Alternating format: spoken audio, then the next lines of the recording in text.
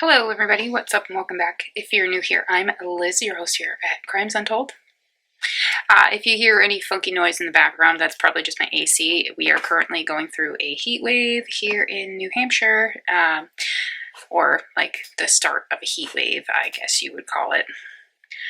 It finally feels like summer here, which is weird because, you know, it's right after the 4th of July, and all we've been getting is rain, and it's been cold, and it's a lot of people have been sick, and like the back and forth of heating up and cooling down and heating up and cooling down. So like yesterday was the first day where it was over 90 degrees, and we haven't had a day that's been 90 degrees since like our normal fluke days, which is in like March and stuff like that. So, or even February. Sometimes it happens in February, but it's actually pretty nice that it's warmer outside. So I now know what my new body is like in the warm weather. If you're new to my channel or new to subscribing here, I had gastric bypass back in September, so I look a lot different than what I did when I first started this channel. So that's what I mean by new body, because I get super cold really quick because of the lack of body fat. That's why my face shape has probably changed a lot, and the different, like, when you see me in videos, each video I will look different because my body is still progressively losing weight. Anywho, enough about me. So today we are going to be talking about Lewis Hamlin Jr. and Jamie Savage. This is a New England case, specifically in Vermont.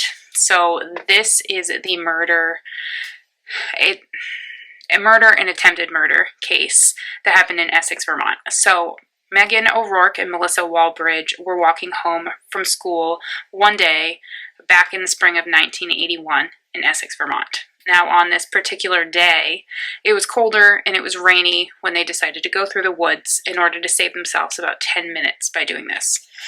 This path is known as a shortcut for all the kids in the area, and kids throughout the town would use this and had been using it for years. But what Megan and Melissa didn't know is that people were watching them. And basically what had happened is Lewis Hamlin Jr. and Jamie Savage were waiting in bushes and watching them as they walked. And what they did is, so it's this story is very strange because there's in different news articles it says something different, or they just say they were brutally attacked, one was murdered, one was left for dead, and a lot of them don't really like fully go into what happened. So what I read through some of the documents I found related to the court case is that Jamie and Lewis spotted them from across from Maple Street Park, where they basically spent their afternoon there prior to this murder and attempted murder happening. And what they were doing is they were hunting for squirrels with pellet guns or BB guns, and that also is something that differs in different correspondence with this case, is that some say BB guns, some say pellet guns. So as the rain came down, this is when Lewis and Jamie went into the woods and they hid, and they waited for these two girls. These girls were 6th graders, and they were waiting for them to pass them on the trail. And when they passed them on the trail, that's when they rushed out from the bush or the trees that they were behind, and they grabbed them from behind. And what they did is they proceeded to brutally rape, stab, and shoot these girls. And they would shoot them with the pellet or BB guns. These boys would end up hurting Melissa to the point where she would end up dying from her injuries, and they would attempt to conceal her body with a mattress that was discarded in the woods, and they had hoped that this mattress would conceal her so that they could get away with this. Meanwhile, Megan was able to get away. She was completely covered in blood. She was naked, but she managed to walk to railroad tracks nearby. And at these tracks, there was actually some workers, and they were super quick to bring her to a nearby hospital. Jamie and Lewis just left them for dead. They literally just, once they were done, they left them. And now because Megan survived, she would be able to give the police a complete description of her attackers. And this would take place when the police would come and question her at the hospital. So prior to the police speaking to Megan, the investigation, they were refuting the thought that it was somebody younger than an adult suspect. It wasn't even a thought in their mind that it was a teenager or teenagers that could attempt this.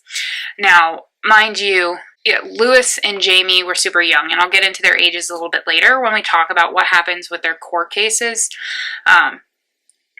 So after the police arrive at the hospital, they talk to Megan, and Megan describes somebody younger.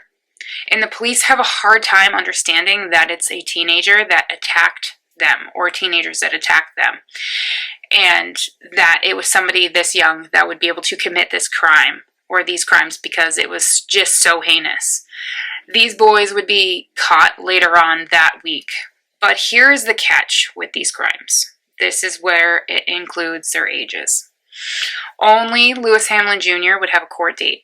Jamie Savage was 15 at the time, and because of his age, there is a law that was passed in 1968 that basically says it's in support of young offenders, and they have sympathy for them based on age. Basically, what happens with this law is that they're ruled as a delinquent, and they are remanded to social services of the state and would be released by the time they're 18. So since he was released when he turned 18, he has assumed a new identity, and he lives in another state. That's what is thought of, because since he has a new identity, only the people that he would be related to, or if he told them that, or even the justice system or the local police department would know that he did assume a new identity. Lewis Hamlin Jr., on the other hand, was found guilty of his crimes, and he is currently serving his 45 years to life in prison sentence. So some good came out of this crime. That law that prevented Jamie Savage from being prosecuted was overhauled, and now anyone that is 10 years old and older can be tried as an adult depending on the crime. Also, a juvenile detention center was opened to help with young offenders, and there would be a smaller detention center near the state mental hospital that is in Waterbury, Vermont. So that, my friends, is this lovely case from Essex, Vermont. Again, short, sweet, and to the point. I hope that law, I'm really happy that they overhauled that law, because I was super angry when I read about it, especially with one of the cases I covered. It's one of my first videos, which is Hannah Aquish. Hannah Aquish was executed for her crimes. Granted, that was in Connecticut, and it was way back when, but still. I know that there's some young offenders that a lot of their death sentences were kind of overruled and commuted to life sentences, or they're being brought back to be resentenced.